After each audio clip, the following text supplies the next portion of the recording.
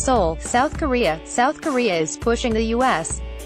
to postpone joint military exercises until after the Winter Olympics as an olive branch to North Korea, a move the administration is considering, the South's president told NBC News on Tuesday. President Moon Jae-in said in an exclusive sit-down interview that drills could be pushed back if Pyongyang also shows willingness to pause its nuclear and missile tests before the Winter Games in February. If North Korea stops its provocations leading up to the Pyeongchang Olympics, it will greatly help in holding a safe Olympics, he said.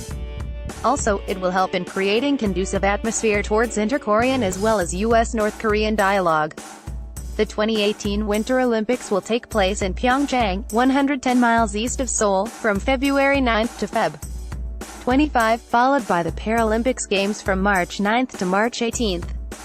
It is possible for South Korea and the U.S. to review the possibility of postponing the drill, Moon said. I have made such suggestion to the U.S., and the U.S. is currently reviewing. All this depends on how North Korea behaves, he added. The U.S. and South Korea frequently hold military exercises to test their readiness should a conflict break out with North Korea. The biggest are held each spring, known as Key Resolve and Full Eagle, involving about 17,000 U.S. troops and more than 300,000 South Koreans. The North has offered to freeze its nuclear and missile programs in exchange for the U.S. and South Korea halting these drills, which it sees as a rehearsal for an invasion. Russia and China also back what they call a dual suspension solution to the standoff. In November, South Korea's Yonhap news agency reported that the country was considering postponing the drills. Ensuring that the games take place without interruption from North Korea is a primary concern for the South. It has invested heavily in infrastructure, building a high-speed train from the Seoul airport to the Olympics site at a cost of $3.4 billion. The Moon interview with NBC News was conducted aboard the train. It has also bolstered security for the event. Seoul plans to deploy around 5,000 troops, double the number at the 2002 World Cup. It has ratcheted up cybersecurity to ward off hacking attempts. Moon sought to allay any fears Tuesday, telling NBC News that there is no reason to be concerned about the safety, and as the President of the Republic of Korea I assure you that.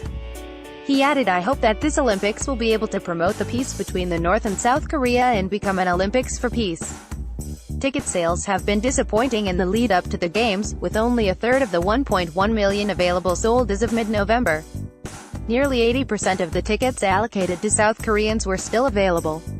This year, North Korean leader Kim Jong-un conducted his most powerful nuclear test to date, as well as his first 3 intercontinental ballistic missile launches, the last of which Pyongyang claimed could reach anywhere in the U.S. North Korean leader Kim Jong-un KCNA-AFP Getty Images file. For a moment it appeared that security concerns might keep athletes away. Nikki Haley, the U.S. ambassador to the UN, initially indicated that whether American athletes would participate was undecided, calling it an open question. Soon after, the White House stated that U.S. athletes would attend. Moon downplayed concerns about Olympics security in the interview with NBC News and expressed his wish to see North Korea participate. It remains unclear whether any North Korean athletes will do so, though 2 figure skaters have qualified. Moon assumed the presidency in May, after a bribery scandal felled his predecessor, Park Geun-hye. The left-leaning Moon has emerged as a level-headed pragmatist, despite heated sparring and mounting nuclear tensions between the U.S. and North Korea in recent months. A South Korean Marine aims his rifle during a joint winter drill with U.S. Marines in Pyeongchang, some 120 miles east of Seoul, on Tuesday. Yonhap AFP Getty Images elected on a promise to engage in dialogue with North Korea. His first few months in office have been eventful ones. He quickly found himself at odds with the Trump administration's more hawkish approach toward the North. He has also faced trade-related criticism from Trump, who complains bitterly of the U.S. trade deficit with South Korea.